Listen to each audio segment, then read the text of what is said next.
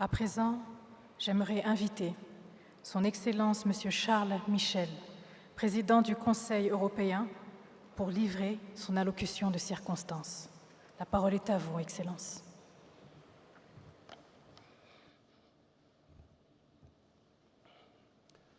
Monsieur le Président de la République Paul Kagame, chère Première Dame Jeannette Kagame, Excellences, Mesdames et Messieurs les chefs d'État et de gouvernement, Mesdames et Messieurs,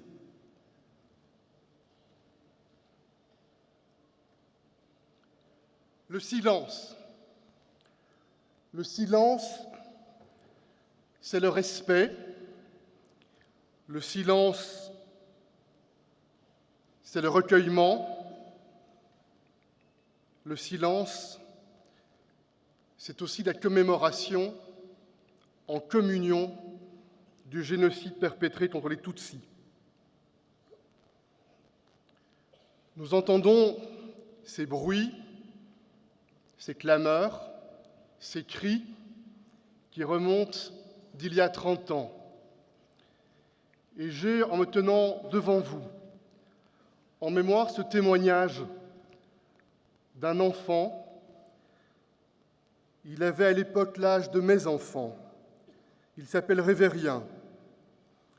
Et il décrit sa maman du retour du marché en avril 1994, qui lui dit sa peur, qui lui dit qu'il faut prier, parce que la fin approche. La veille, des voisins sont venus, ont volé leurs biens, ont volé leur bétail, ont menacé. Quelques heures auparavant, des cris ont retenti. De l'autre côté de la colline, le bruit du sifflet qui annonçait les premiers massacres. Les cris, les hurlements, ce sont les cris de haine des tueurs. Cette haine qui, depuis quelque temps déjà, avait été propagée, distillée, essaimée comme un poison. Les cris, ce sont aussi les cris d'effroi des victimes brutalisées, des victimes mutilées, violentées. Ces victimes, c'est un papa, une maman, un enfant. Ces cris, on les entend depuis la maison voisine, on les entend depuis les écoles, depuis les églises, depuis un barrage au bord d'une route. Et ces cris, c'est aussi le dernier cri de celui qu'on assassine, un appel au secours, un appel à l'aide, un cri de dignité, un appel à la vie.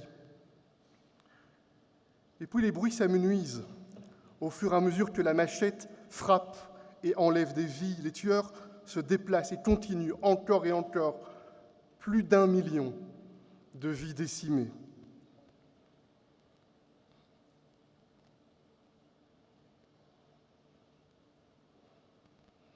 Le silence de ceux qui ne veulent pas voir, le silence de ceux qui ne veulent pas entendre, ni la haine propagée, cette haine qui a aiguisé les armes, qui ne veulent pas voir non plus les massacres à grande échelle qui ont commencé. La communauté internationale, immobile, dans une forme de complicité lâche, ferme les yeux.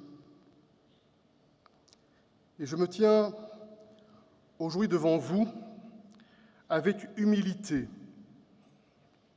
Je suis belge, je suis européen, nous sommes 30 ans plus tard, et je sais ce que mon continent, l'Europe, doit au vôtre, le continent africain. Je connais l'histoire avec ses racines, avec ses grandeurs. Je connais aussi l'histoire avec ses hontes. Je connais les décomptes, je connais les responsabilités, et c'est dans cet esprit que le gouvernement belge, en 2000, a demandé le pardon. Le devoir de mémoire, c'est avant tout une exigence. C'est l'exigence de se souvenir, c'est l'exigence de ne pas oublier, c'est l'exigence d'apprendre des erreurs pour tenter d'ouvrir un monde empreint davantage de lumière. Le continent européen, au siècle passé, a aussi été meurtri, non seulement par 2 guerres d'envergure mondiale qui ont fait couler le sang sur cette terre, mais également par la Shoah, cette extermination industrielle et systématique du peuple juif. Et puis le continent européen a choisi de miser sur la justice, sur le pardon, sur la réconciliation, pour tenter de bâtir un projet positif, tourné vers l'avenir. À l'instar du Rwanda, le peuple qui a choisi la justice, le pardon, la réconciliation, pour se tourner vers l'éducation, vers la santé, vers l'infrastructure, vers les technologies, un parcours de développement, un parcours de résilience. Mesdames et messieurs, je me tiens devant vous.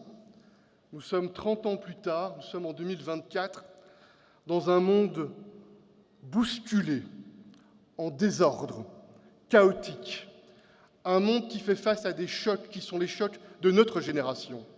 Un conflit avec la nature qui met la communauté humaine au défi, des révolutions technologiques qui ébranlent nos certitudes et nos repères, l'intelligence artificielle, les ordinateurs quantiques, et puis cette évolution vers la remise en question unilatérale d'un monde fondé sur des règles, et c'est le paradoxe de notre époque.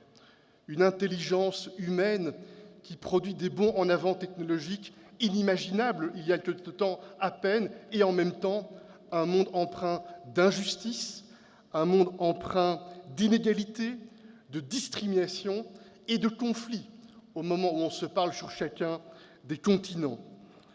Dans ce monde en tourment, l'Union européenne considère que les valeurs de dignité humaine, l'appartenance au genre humain, la lutte contre les discriminations qui ancrent cette charte des Nations unies doit être notre boussole pour qu'il n'y ait pas de double standard. C'est ainsi que nous condamnons, avec les termes les plus forts, l'attaque terroriste menée par le Hamas à Gaza, et nous demandons la libération des otages sans condition. Mais nous voulons aussi, au départ du Conseil européen, qu'un accès humanitaire soit possible et qu'un cessez-le-feu puisse intervenir, ainsi que le respect des décisions de la Cour internationale de justice. Monsieur le Président, Excellences, Mesdames et Messieurs, sur cette terre, aux 1000 collines, cette terre verdoyante, il y a 30 ans, l'horreur absolue, infinie, a frappé. Que de douleurs personnelles, que de tragédies. Et puis le choix a été celui de la réconciliation, le choix de la reconstruction pas à pas, avec ténacité, parole après parole, aveu par aveu, et le pardon pour retisser le tissu d'une société qui se fonde sur la dignité de chaque être humain, la foi dans le genre humain, la réconciliation entre voisins, entre communautés, entre pays. Cela requiert du courage, cela requiert de la volonté, c'est une exigence, mais c'est aussi une condition pour être à la hauteur de cet arbre de lumière qui représente l'espoir et l'espérance. Partout, toujours, porter cette lumière, la lumière de la dignité, c'est l'engagement qu'ensemble nous devons prendre, c'est le chemin, je forme le vœu, que nous empruntions. Merci pour votre attention.